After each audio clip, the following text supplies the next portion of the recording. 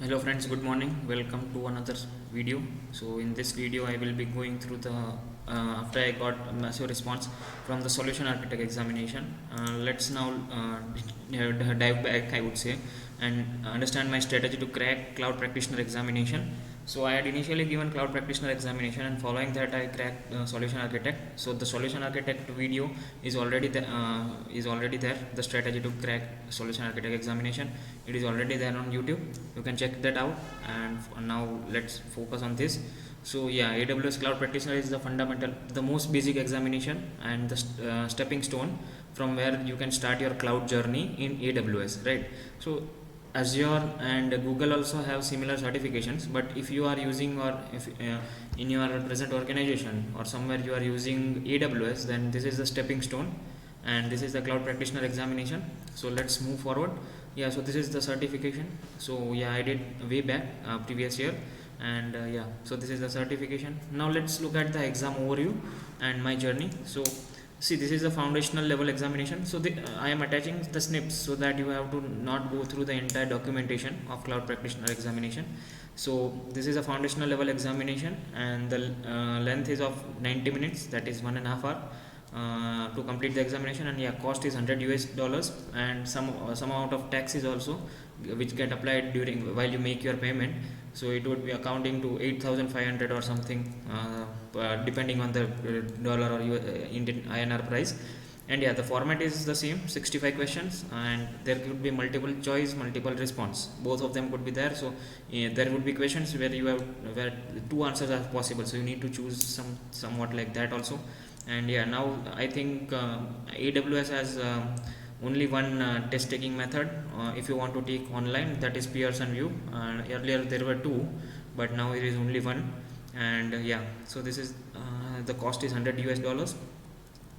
Following that, let's see the score distribution. How are the scores distributed? So the cloud concept. So these cloud concepts are very basic, like a platform as a service, software as a service, infrastructure as a service. You need to know at what level what abstractions are applied and all that. So that covers around 26% of the examination. So yeah, it is a. I mean, you need to be strong at cloud concepts. So as the second, the security and compliance. Third one being technology, and the fourth one being billing and pricing.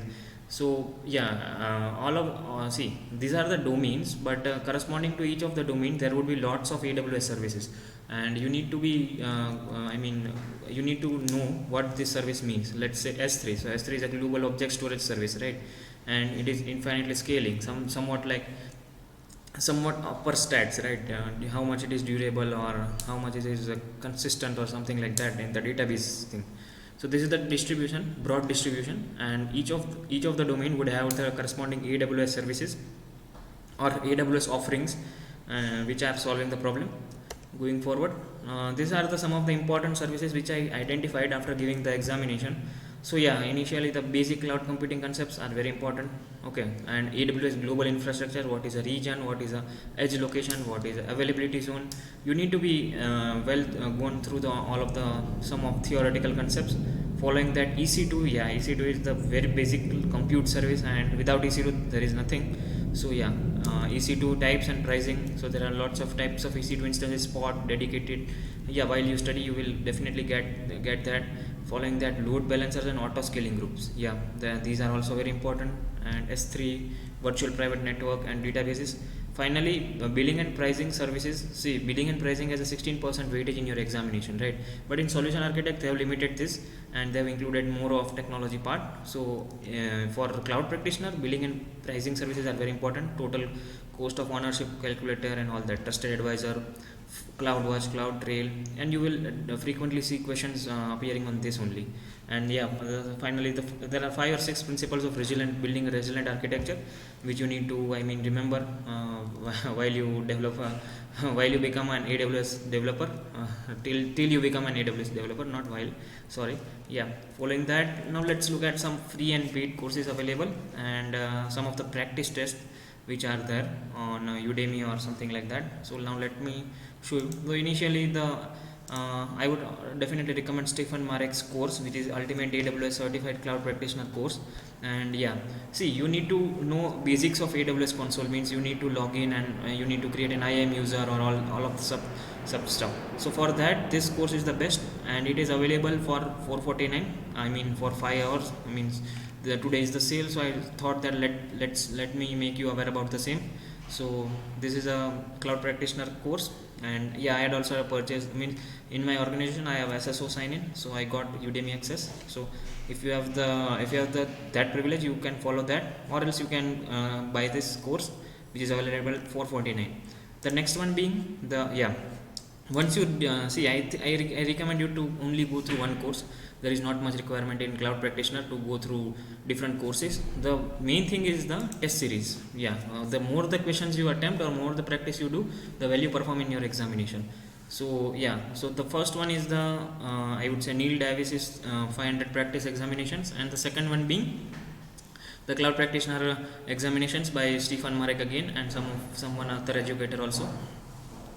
So yeah, you need to take either of the two, I would say, because cloud practitioner is a very fundamental level examination, and you will get only limited services out of in the examination. So you need to be well known through all of the known services. Okay, following that, after that, you see, I would recommend you can complete, if you are dedicating around 1.5 hour per day, I mean 90 minutes per day, then you can complete this within, I mean, 15 to 20 days, I mean, the course. And following that, you can give a week full of examinations. So around 15 to 20 days you can, and on the 21st day you can very well crack the cloud practitioner examination. I would recommend you to go through this page. This is very important page. This is AWS white paper on what is AWS Cloud Practitioner examination, and what does it take to earn the certification. There are lots of guides and practice examination available here also, so you can definitely look at this. Yeah, the main thing is the free course, so you can go through the Udemy and then directly search AWS. You would get the entire preparation. Yeah, so free code camp has a full practitioner certified cloud practitioner course over here, so that you can directly take this also. This is a free course, and yeah, it is, I mean, updated with the latest version also, as far as I remember. So yeah, so this is the case. And yeah, thank you for watching the video. Do not forget to subscribe to the channel. In case if you have any doubts, comment it down, I would try to solve them. And do not forget, once you clear the examination, do not forget to watch the solution architect video also, and you can gain 2 level of certification. And yeah, mind me that the certifications matter much, while it gets signed in your resume and also in your LinkedIn profile. So yeah, if you are using AWS and using AWS or AWS services in day-to-day life, then yeah, definitely this is worth it. Okay, thank you for watching. Do not forget to subscribe the channel.